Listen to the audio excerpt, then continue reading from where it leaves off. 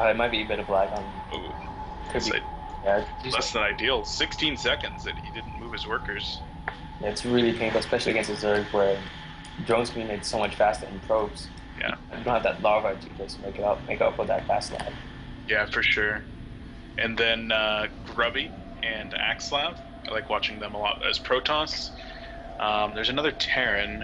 Who is the other Terran? Region? QXC. Oh, okay, let's see. Yeah. See, I like that all those guys do really good commentary. All six of those guys. That's why I watch streams is for their commentary and because they're all entertaining people. And I would recommend any of those streams to anybody that wants to learn more about the game. Oh, I don't believe they made us referees. It's actually cross spawns.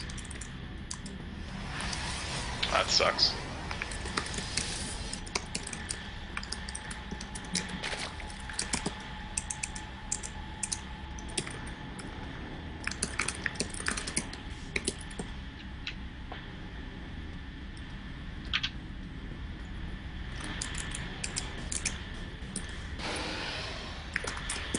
Okay, there he goes.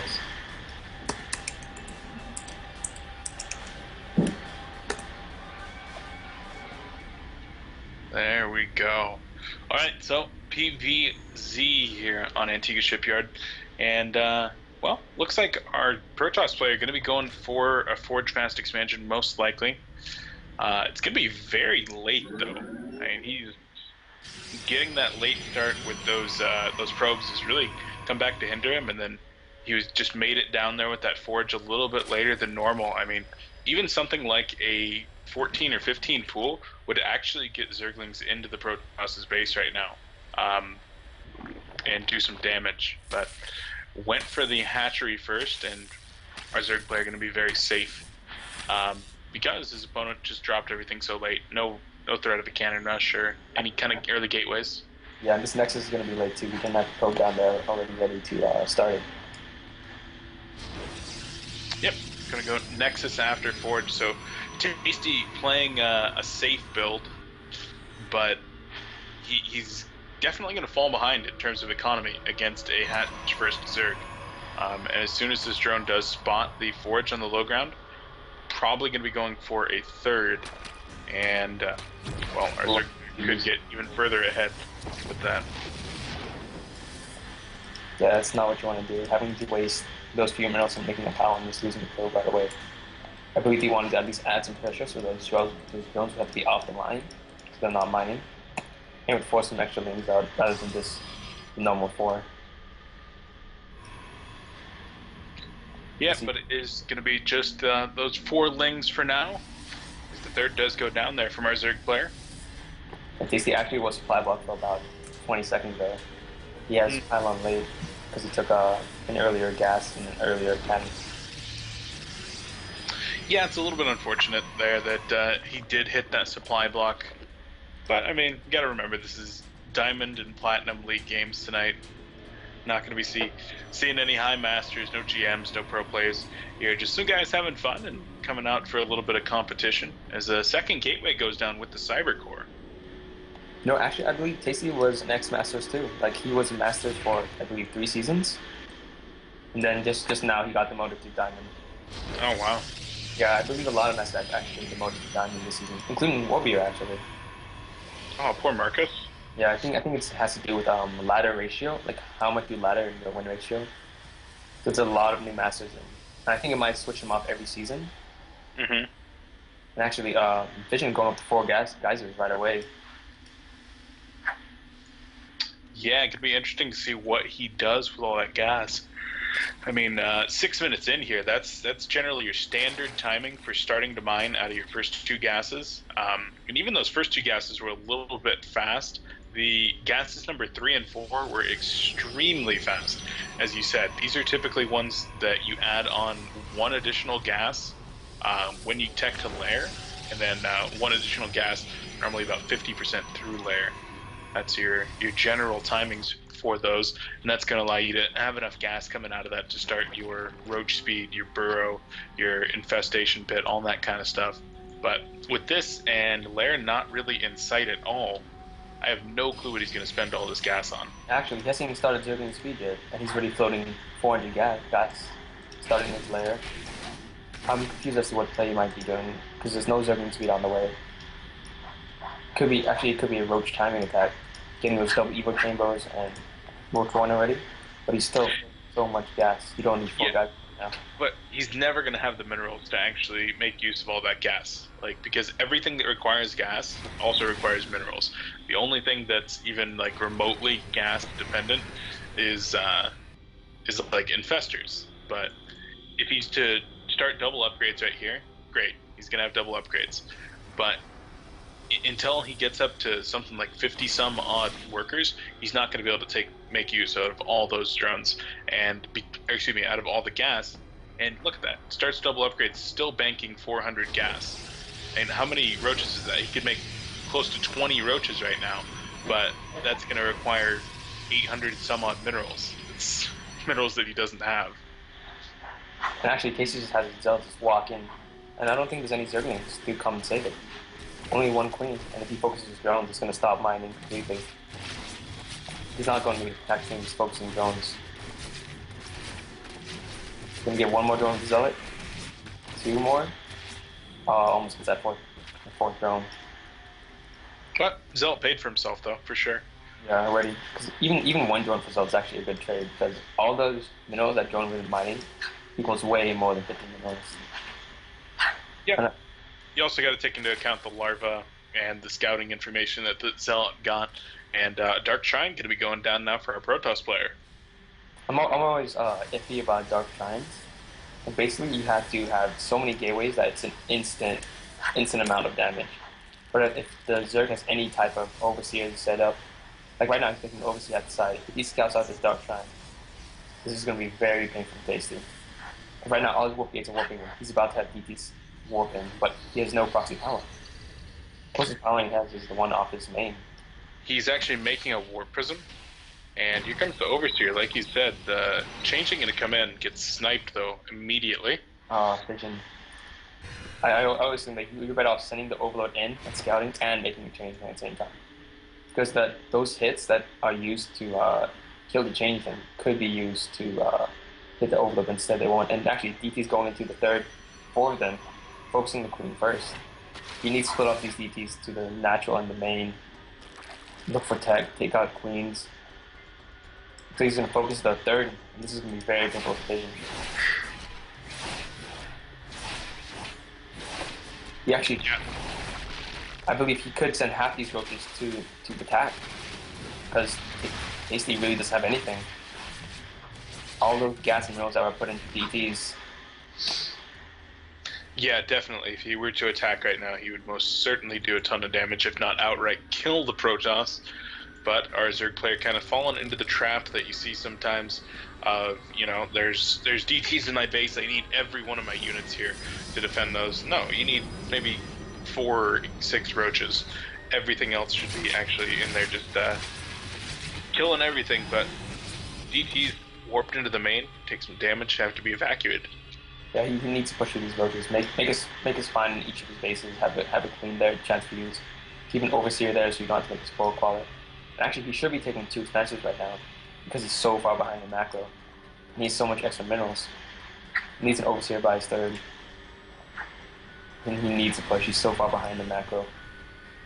He has 59 drones, but they're all on just 2 bases. It's way oversaturated. And he's stacking up gas and money, going up to high tech already. I believe it's for his +3 attack and defense. And maybe, I'm not sure if he doesn't even have a Spire yet. So this high play is very weird. I think he's supposed to shut down at natural. It took way too long for them to attack. Oh, these could get trapped. Picking up sentries. Oh.